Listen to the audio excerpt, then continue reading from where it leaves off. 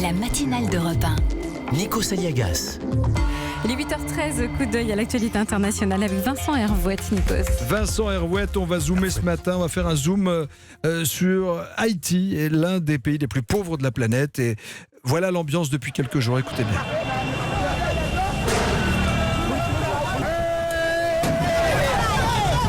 Scène de violence, manifestation contre la pauvreté, les Haïtiens n'en peuvent plus et ils demandent le départ du président Jovenel Moïse.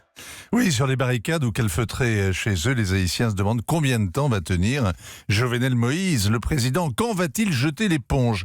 Alors, cette île en panne, ça rappelle la chute de Duvalier. Au bout de 8 jours de grève générale, le président à vie s'était enfui. C'était un 7 février, c'est maintenant la fête nationale. Et cette année, les manifs ont commencé ce jour-là.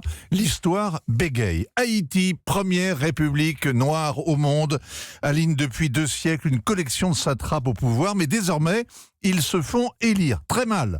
La participation est dérisoire. Puis, ils s'autodétruisent. En 2 ans, ils sont essorés, bon à jeter. Et Jovenel Moïse avait un slogan de campagne. Il promettait de mettre à manger dans les assiettes et de l'argent dans les poches. Eh bien, les Haïtiens sont restés sur leur faim.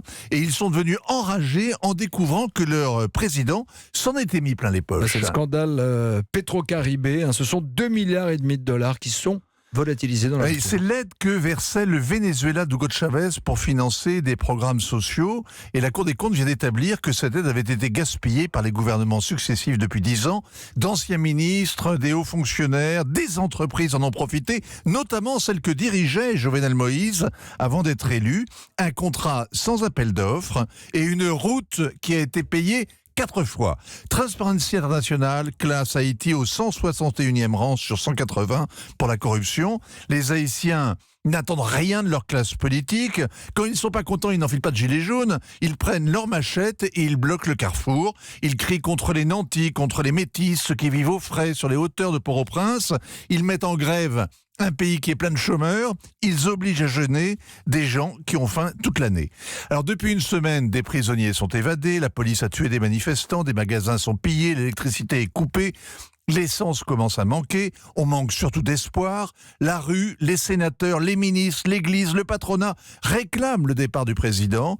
C'est une révolution, mais à quoi bon quand l'État est si faible ? Jovenel Moïse se tait et se cache, pas un mot depuis 8 jours. Il attend sans doute que la France ou les Américains lui envoient un avion. Pour s'enfuir, il évitera de prendre la route. Elle ne mène nulle part.